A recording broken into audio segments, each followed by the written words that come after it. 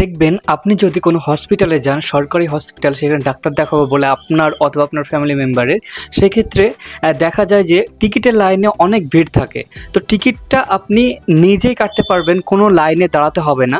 দেখবেন আপনাদের যে হসপিটালে আপনি যান না কেন, সে হসপিটালে দেখবেন বাইরে টিকিট কাটে অথবা টিকিট কাউন্টারে কিন্তু সরকার থেকে টিকিটটা কাটিয়ে দেয়, সেক্ষেত্রে থেকে কোনো টাকা পয়সা লাগে না। এবং যদি অনলাইনে আপনি টিকিটটা কাটাতে চান তাহলে দেখবেন তারা 10 টাকা চার্জ করে, সেক্ষেত্রে আপনাকে 10 টাকা দিতে হয়। তো দেখুন বন্ধুরা, এই টিকিটের বিষয়টা মানে টিকিট কীভাবে কাটতে হবে এটা আপনি নিজেই করতে পারবেন, নিজেই কাটতে পারবেন টিকিটটা। এবং সেই টিকিটটা শুধুমাত্র আপনার কোনো একটা পাড়ার অনলাইনে দোকানে গিয়ে আপনি প্রিন্ট করে নিজেই চলে যেতে পারবেন ডাক্তার দেখাতে। আপনাদেরকে কারোর কাছে যাওয়ার প্রয়োজনই নেই, আপনারা টিকিটটা নিজেই করতে পারবেন, নিজেই কাটতে পারবেন। কীভাবে টিকিটটা কাটবেন আজকের এই ভিডিওতে বিস্তারিত আলোচনা করব।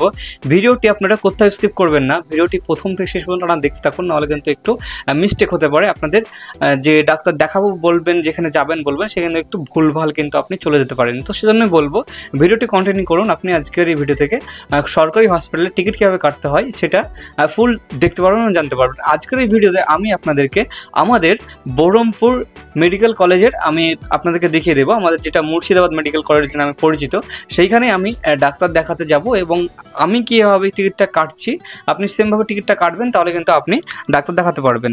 তো কীভাবে টিকিটটা কাটবেন, তো টিকিট কাটার জন্য আপনাদেরকে আমার দেখবেন ডিসক্রিপশন বক্সের লিঙ্ক আছে, ডিসক্রিপশন বক্সে যে লিঙ্কটা আছে, যে লিঙ্কটা ক্লিক করেন তাহলে দেখবেন এই পেজটায় আসবেন। আর এই পেজটায় আপনার সবার ফার্স্টে আপনার মোবাইল নাম্বারটা এখানে দেবেন, তারপরে ভেরিফাই করবেন। ভেরিফাই করার পর দেখবেন আপনার মোবাইলে একটা ওটিপি আসবে, আর ওটিপিটা কিন্তু এখানে বসিয়ে দিবেন। ওটিপিটা বসানো হয়ে গেলে আপনি এই যে দেখতে পাচ্ছেন সাবমিট অপশান আছে, সাবমিটে ক্লিক করবেন। সাবমিটে ক্লিক করা হয়ে গেলে আপনাদেরকে দেখবেন এই পেজটা নিয়ে আসবে। তো সবার ফার্স্টে আপনারা এখানে দেখতে পাচ্ছেন হসপিটাল নেম সিলেক্ট করতে হবে। তো সবার ফার্স্ট আপনি এখানে যেখানে দেখাবেন সেই হসপিটালের নেমটা এখানে সিলেক্ট করে নেবেন। তো আমি এখানে মুর্শিদাবাদ মেডিকেল কলেজে দেখাবো, সেজন্য কিন্তু আমি মুর্শিদাবাদ মেডিকেল কলেজটা আমি এখানে সিলেক্ট করে নিলাম। সিলেক্ট করার পর আমরা কোন ডেটে যেতে চাইছি, আমি কোন ডেটে আমি ডাক্তারটা দেখাবো, সেই জন্য আমি কী করবো, এই জায়গাটায় আমি এখানে ক্যালেন্ডার পাবো, এখানে ক্লিক করব। এখানে ক্লিক করার পর ধরুন আমি 6 তারিখে দেখাবো, না 6 তারিখ হয়তো আজ না, আজ 5 তারিখ, আমি ধরুন 6 তারিখে দেখাবো। এই 6 তারিখে আমি এখানে ক্লিক করব। 6 তারিখে ক্লিক করার পর এখানে দেখতে পাচ্ছেন এখানে তো আপনার দিয়ে দিয়েছে যে ডেটে আপনি যাবেন। তারপর দেখুন এখানে আপনার নামটা ফিল আপ করবেন। এখানে আপনার নামটা ফিল আপ করা হয়ে গেলে আপনি এখানে দেখবেন জেন্ডার সিলেক্ট করতে হবে। তো আপনি এখানে জেন্ডারটা সিলেক্ট করবেন, আপনি ছেলে হলে এখানে এটা সিলেক্ট করুন, মেয়ে হলে ওটা সিলেক্ট করে নেবেন। তারপরে দেখবেন এখানে আপনার বয়স কত এটা বলছে, তো আপনি এখানে আনুমানিক 24 বছর আমার যেমন আমি দিয়ে দিচ্ছি, তো আপনারাও এটা দিতে পারেন।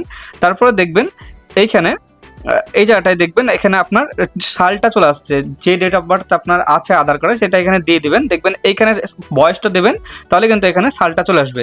তারপরে এখানে ইন্ডিয়ান এটা সিলেক্ট থাকবে, তারপরে স্টেট এটাও সিলেক্ট থাকবে, আর ডিস্ট্রিক্টের জায়গায় এখানে আপনাকে সিলেক্ট করতে হবে আপনি কোন ডিস্ট্রিক্টের। সেজন্য আমি মুর্শিদাবাদ থেকে বিলং করি, সেজন্য আমি এখানে মুর্শিদাবাদ সিলেক্ট করে নেব। তো আপনারাও কিন্তু যদি মুর্শিদাবাদের হন তো মুর্শিদাবাদ সিলেক্ট করবেন, আর আদার্স কান্ট্রি হলে কিন্তু আদার্স আপনি এখানে সিলেক্ট করে নেবেন। তারপরে দেখবেন নিচে আসবেন, নিচে আসার পর এখানে আপনার পুলিশ স্টেশনটা সিলেক্ট করতে হবে। তো পুলিশ স্টেশনটা আপনি এখানে সিলেক্ট করে নেবেন। সিলেক্ট করার পর এখানে আপনার অ্যাড্রেসটা এখানে আপনার গ্রামের নামটাই দিয়ে দিতে পারেন। তা আমি এখানে বলবো আপনি যদি গ্রামে থাকেন তো গ্রামের নামটাই দেবেন, অথবা আপনি যদি বাজার বা শহরে থাকেন সেই শহরের জায়গাটার নাম এখানে দিয়ে দেবেন। তারপর পিনকোডের জায়গায় আপনি এখানে পিনকোডটা দিয়ে দিবেন। আর তারপরে এখানে নিচে চলে আসবেন, তারপরে এখানে আপনার এখানে আধার নাম্বারটা দিতে হবে। তো আধার নাম্বারটা আপনি এখানে দিয়ে নেবেন। আধার নাম্বারটা আমার এখানে সাকসেসফুলভাবে এখানে দেওয়া হয়ে গেছে।